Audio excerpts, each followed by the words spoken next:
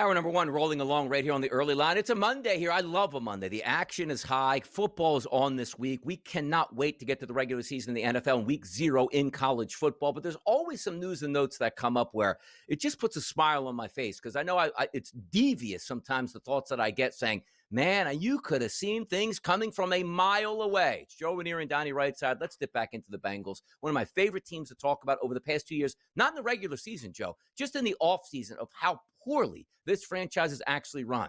Ian Rappaport with the tweet yesterday. With contract talks at an impasse, the Bengals are listening to trade offers for perennial Pro Bowler Trey Hendrickson per me and Tom Pelissero. It's unclear if the NFL sack leader will be playing elsewhere in 2025, and a trade will be a real challenge, but time will tell. You know it's not a real challenge? In the offseason, when he doesn't want to be here and you're trying to make a trade for him. Most people that say, okay, I have to sell a house or sell a car, let me put it out on the market, and I'll take the best deal that's available. Not saying, hey, I think we should sell my car. Oh, your car's worth $10,000. Great, let's put it up for $40,000. Huh? Nobody bought it. That's a shame. Looks like we'll have to keep it. That's not how you do business here. There is a market for a 30-year-old sack artist that could go to an organization that expects to win a championship that year and will pay you compensation for that. The way the Bengals have gone about this, Joe, it's disingenuous at every single turn. He's a great player. He wants more money. That's what great players do. Final year of a deal, they want more money. If you're not going to give it to them, somebody else will, and you can trade them and get compensation back. That's how business in the NFL works. Everything the Bengals are doing is backwards. Joe, they could have traded him 15 times in the offseason, got compensation back, hit the draft market here in the draft, and picked up a talented player who's younger and cheaper and went along with their business. Now we're led to believe they didn't trade him in the offseason, but you'll get nothing back for him right now except for draft compensation next year that you can't use this year, and you lose one of the best sack artists in the NFL. Joe, make it make sense to me, please. 2 words, the Bengals. That's what they do. That's what the Brown family does. It's what they've always done. Listen, we have all known since over 3 years, the minute they got Joe Burrow, right? We knew there was going to come a time where they were going to have to pay Joe Burrow, Jamar Chase, T. Higgins, and Trey Hendrickson. This was all going to happen within a couple of years, right? They had no choice but to give Burrow his money and his extension early, although they probably would have chose to try to drag that out as long as possible. But they dragged their feet on Jamar Chase. They dragged their feet on T. Higgins. And shocker, they're dragging their feet on Trey Hendrickson. Now, Chase and Higgins got their money, right? They got their extensions. But my goodness, Hendrickson, the guy that anchors the defense, he's not worth going above and beyond in a market, Donnie, that was reset in the offseason. Guys like Hendrickson are getting paid, period. The fact that he's going to be 30 years old is neither here nor there. If you want to have a championship defense, you need an edge rusher. You need an all-pro. That's what you have here. Pay the man. But nope, instead, we're going to pretend to field offers from teams who at this point, 2 weeks away from the season, Donnie, there's only a handful of teams who could even afford to sign him because he's going to want to go to a place, Donnie, that is going to give him an extension. So, I mean, what are we doing here? You talk about messing it up from the start. The Bengals are acting like they woke up yesterday and were like, oh, wait a minute, you mean we got to pay him? Oh, I didn't see this coming. Wait a minute, we got to figure some things out. Ridiculous. You are right in your window where you feel you can have a championship because the offense is championship ready, the defense is bad. So the last thing you want to do is say, I'm going to get rid of one of the best sack artists in the NFL. But there's also a way of doing business and doing it the complete wrong way. If you say, look, we're not getting the trade offers back that we think that you are going to demand. We're not going to give you a super long-term deal. Trey, what's it going to take to get you on the football field this year? And I promise you, play this year, we'll give you a little bit more money. At the end of the year, we will just cut you loose and we'll see if, bygones be bygones and away you go. We're not going to get compensation. We want to try to win this year. But instead, you're going to try to trade him, make him angry, and not pay him here and see how that goes on a defense that needs all the help it can absolutely get. Jordan Schultz had a NFL report coming out, too. It's like the Panthers, the Browns, and the Colts are among teams that have shown interest in trading for the Bengals All-Pro. And to me, I even laughed at that. The Panthers like 5 years away from competing. The Colts have no idea who their quarterback is going to be. They're not competing for anything at this point here. And the Browns, their win total is 4.5. I wanted to see like the Niners, the Eagles, the Cowboys. Give me somebody who has expectations of at least 8.5 wins or higher that's going to want to trade for a player like Trey Hendrickson. So I don't know where he's going at this point, but we could see this coming such a long time ago. You had them like draft night, Joe. If they moved them, I'm not saying they got a first-round pick, and they probably wouldn't. But they probably would have got a 2 and a 3, which you could have drafted a defensive back, a linebacker, another edge rusher, and said, okay, we lost Trey. We don't have to pay him that contract. We have rookie salaries here. Let's move on. We think this will be better. But they botch it at every turn. Like, simple question. Are they a better football team without Trey Hendrickson? No, they're not. No. And you can't, again, he's due $18 million this year. So any trade means, again, the team that's taking him on has got to be willing not only to confirm the $18 million to make sure they have enough cap space, but then they got to be willing to invest in him long term. I get the Colts because Lou Anarumo is former DC in Cincinnati, is now the DC at the Colts. But there's two teams, Donnie, that actually have the cap space that could really use them, that are exactly what you're talking about, contenders. One of them is Green Bay, who has $31 million remaining in cap space for this year. That would be an unbelievable get. And the other one is the Lions. The Lions have $40 million in available cap space still on the books. Wouldn't you like Aiden Hutchinson on one side and Trey Hendrickson on the other side if you're Detroit? There are a handful of teams that could win a Super Bowl that would be more than happy to write the check, and the Bengals have missed the boat as usual.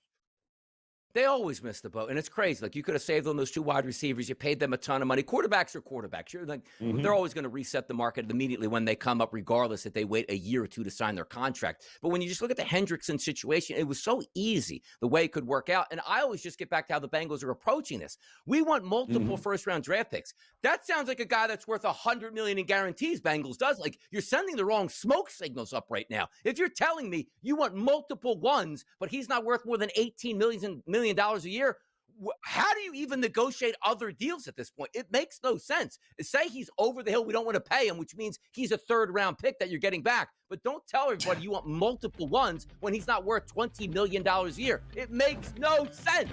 I'll tell you what does make sense. Chicago Bears. Ooh, that offense. Talk about it next. Let's get down to brass tacks right here on the early line on a Monday morning edition right here on the SportsGrid Network. 38-0.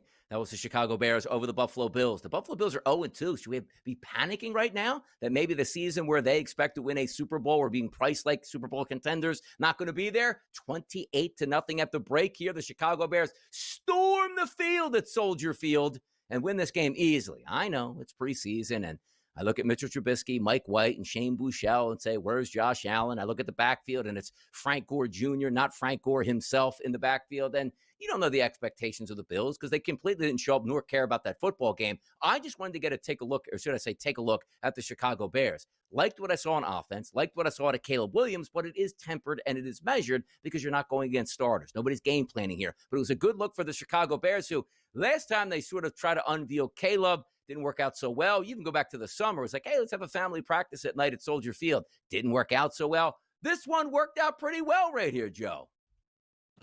Yeah, I mean, listen, if I'm a Bears fan, right?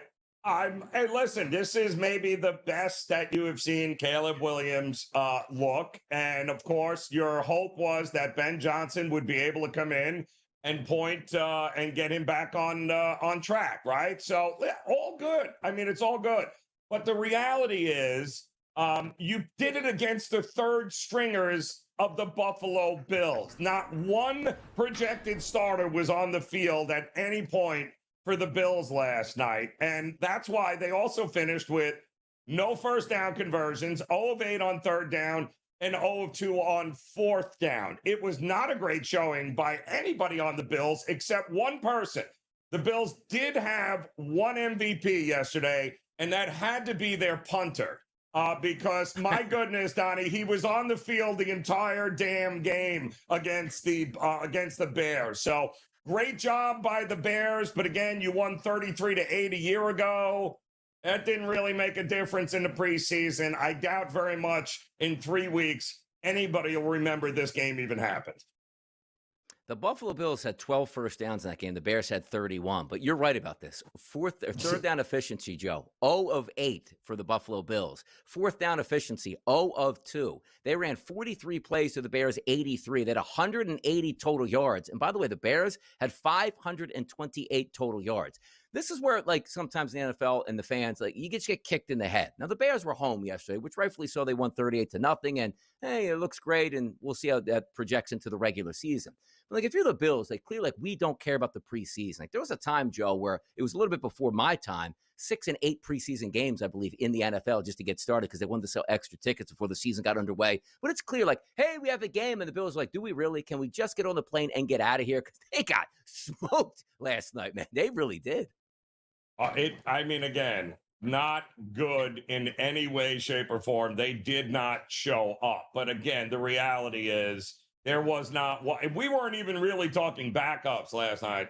We were talking to the majority of the dudes trying to make the scout team, right? The practice squad, trying not to head back to the USFL. Those were the quality of players we were talking about on the Buffalo Bills on the field last night. So, hey, listen, but if you're Caleb Williams and you're the starters, you got a job to do, right? No matter who's on the other side. Yep. They went out, they executed. Great job. We got to see Colston Loveland, right? We got to see the new tight end there. And the offense looks good, but they've always looked good on paper, Donnie. They looked great last year on paper. But again, doing it against starters of other NFL teams remains to be seen. Come on now. It was Trubisky back there. Don't you remember at one time Trubisky was a favorite to win possible an MVP for the Chicago Bears? Boy, oh boy. Sharps all over that one. I'll tell you who was sharp yesterday. Spencer Rattler, 18-24 for a $199 and a touchdown. Also threw an interception, but a 17-17 tie between the Saints and the Jacksonville Jaguars. Shuck versus Rattler. Sometimes you have like a quarterback competition, like, okay, I wonder who's going to win this. Like, Justin Fields last year, Russell Wilson, like, hey, maybe we can get the playoffs with this guy. Does anybody care about Rattler versus Shuck? And by the way, if you are Tyler Shuck and you get beat up by Spencer Rattler, just admit, New Orleans, you made the wrong move right off the bat. I'm sorry. Yeah, well, I mean, listen, I'll say this. I was very curious because, we saw the starters, Trevor Lawrence and company, play last week in week 1. I thought it was interesting that they were also coming out there and all the starters were playing again for Liam Cohn. So listen, new offense, new mind, new everything. And they are working the starters a lot here. And actually, they looked pretty darn good in that game yesterday. I mean, cigarette sales got to be at an all-time high in Louisiana. Just people walking out their back like, my goodness, man, I need a break from this team. Let's talk more bad football quarterback situations right here on the early line.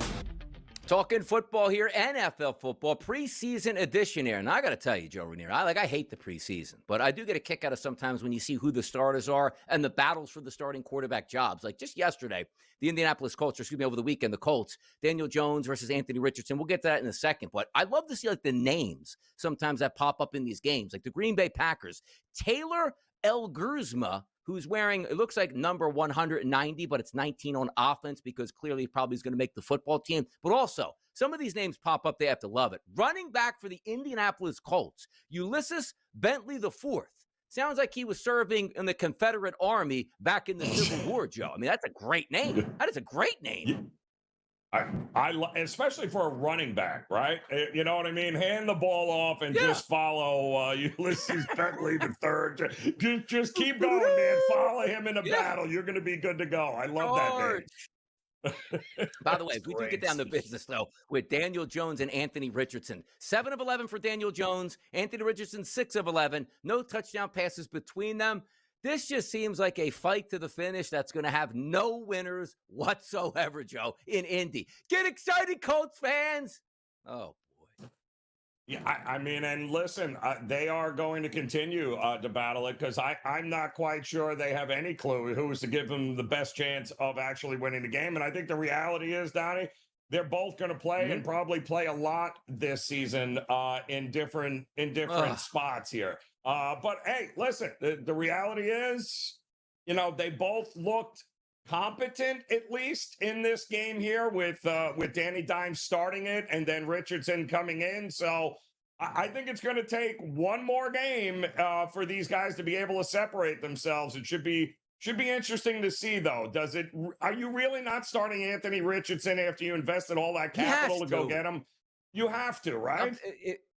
If he's healthy And the competition is somewhat even. And I'm not even like they're probably slanting it towards Anthony Richardson. Like behind the scenes, Steichen's like, look, give Daniel Jones all the really bad football plays. Give, Anthony Richardson the really good plays that we have schemed up. Let's just see if he can convert and do some things. He has to start. You have to get finality on the guy. Either he can't play, he's too injured, or he's fantastic. You're going to know that. You know how you know it, Joe? By playing the guy. You don't know that by going like, hey, man, he went up to the whiteboard in that meeting on Monday, really picked out that blitz. He's ready to start. Like, no, he has to do it on the football field and can't tap his helmet after a 32-yard run saying, Coach, I need a couple plays off. I need a breather here. Put him out there for better or for worse at this point here. Now, let's keep moving. Battle, New York City. You excited for that one? Did you watch the Gotham Challenge this weekend between the Giants and the New York Jets?